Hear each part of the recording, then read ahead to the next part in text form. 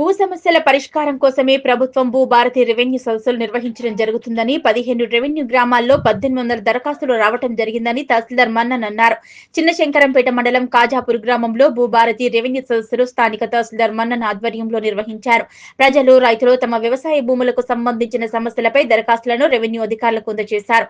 అనంతరం తహసీల్దార్ మన్నన్ మాట్లాడుతూ 17 రెవెన్యూ గ్రామాలకు గాను 15 రెవెన్యూ గ్రామాల్లో నేటికి రెవెన్యూ సదస్సులు పూర్తి చేసుకోవడం జరిగిందని, మరో 2 రోజుల్లో మిగతా 2 రెవెన్యూ గ్రామాల్లో కూడా రెవెన్యూ సదస్సులు నిర్వహించి భూభారతి రెవెన్యూ కార్యక్రమాలు ముగించడం జరుగుతుందన్నారు. ఈ నెల 3వ తేదీ నుంచి 20వ తేదీ వరకు నిర్వహించే భూభారతి రెవెన్యూ సదస్సులో భాగంగా 15 గ్రామాల్లో 1800 దరఖాస్తులు రావడం జరిగిందని, వీటన్నింటిని పరిశీలించి సమస్యలను పరిష్కరించేందుకు కృషి చేస్తామన్నారు.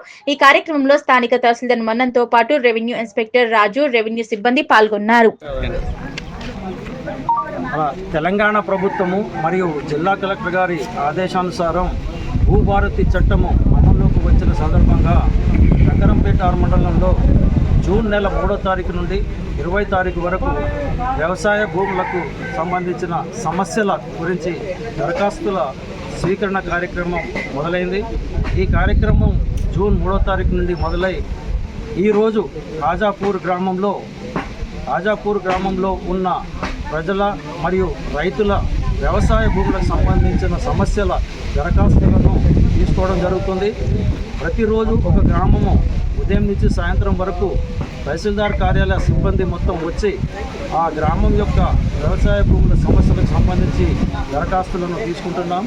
దరఖాస్తు కూడా ప్రజలు, రైతులు తెల్ల కాగితం మీద పెన్నుతో రాయడం అనే సమస్య లేకుండా రాష్ట్ర ప్రభుత్వమే దరఖాస్తు నమూనాను తయారు చేసి సప్లై చేయడం జరిగింది. అట్టి దరఖాస్తును తహసీల్దార్ ఆఫీస్ కార్యాలయ సిబ్బంది మీ దగ్గర భూ సమస్యకు సంబంధించిన కాగితాలను పరిశీలించి ఆ దరఖాస్తును నింపడం జరుగుతుంది.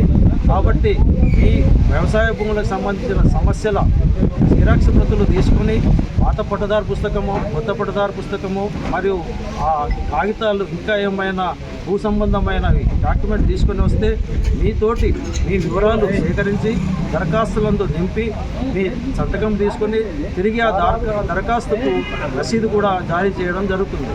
ఇటువంటి గ్రామ సభలను, భూ సమస్యలు గల గ్రామ సభలను సద్వినియోగం చేసుకుని మీ వ్యవసాయ భూముల సమస్యలను తీర్చుకోవడానికి ఇది మంచి అవకాశం కాబట్టి సద్వినియోగం చేసుకోవాల్సిందిగా కోరుతున్నాం. జూన్ 3వ తారీఖు నుండి ఈరోజు 17వ తారీఖు వరకు ఉన్న మొత్తం 17 రెవెన్యూ గ్రామాలకు గాను 15 రెవెన్యూ గ్రామాలు ఈరోజు సాయంత్రం వరకు పూర్తి చేసుకోవడం అవుతుంది.